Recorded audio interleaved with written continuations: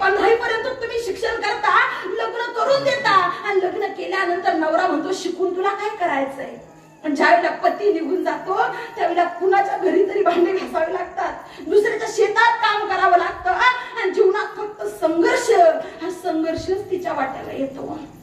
सांगेल मी, आजकाल सध्याचं जे वातावरण आहे ना, फक्त मुलींनी रील्स बनवायच्या, वेडवाकडं नाचायचं आणि ते मोबाईलवर टाकून द्यायचं, त्यांना काही पोट भरणार आहे का महाराज.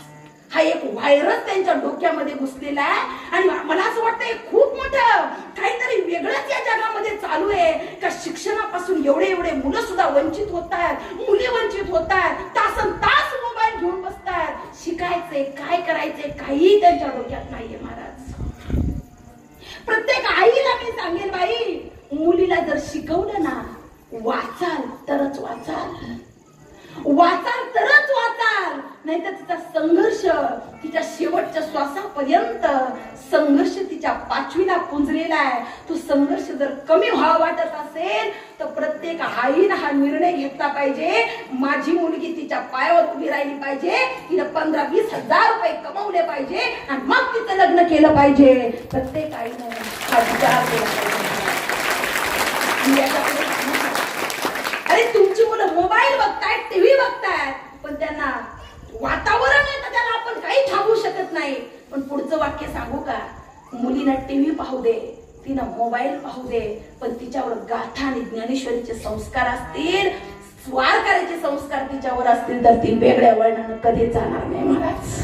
आणि आज प्रत्येक आईनं मुलीला सांगायला पाहिजे, बाई ग अगं प्रेम करते, क्वालिटी तरी पहा ना, आहे की नाही. आजकाल प्रेम ही एक विशेष गोष्ट झाली. बॉयफ्रेंड, गर्लफ्रेंड, त्यांना स्वाभिमान वाटतो मैत्रिणींमध्ये फिरत असताना.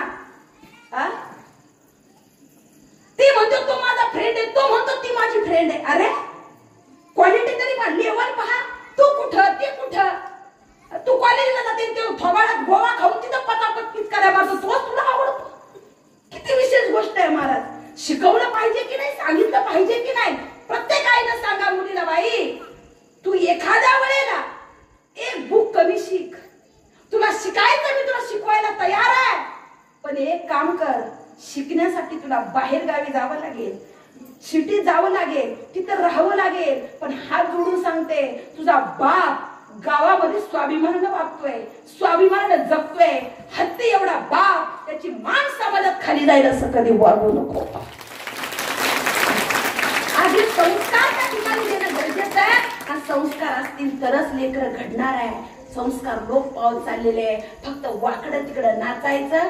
आता नाही का पुष्पा, ह्या पुष्पा तर 2 वर्ष काय रे पुष्पा, काय पुढं काय रे पुढं पुष्पा, पुढं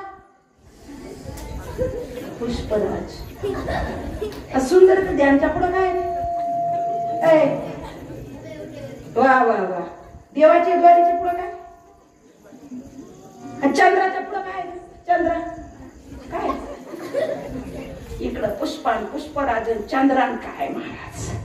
बघा बाबा कुठं चाललोय, कोणत्या दिशेनं चाललोय हे तुम्ही तुमचं त्या ठिकाणी ठरवा. तुकोबाराय म्हणतात, अरे एकदा जन्माला यायचं, एकदाच आपण मरणार आहोत, पण आपण गेल्यानंतर लोकांनी आपलं नाव घेतलं पाहिजे शेवटचं. तुका म्हणे का मरण्याची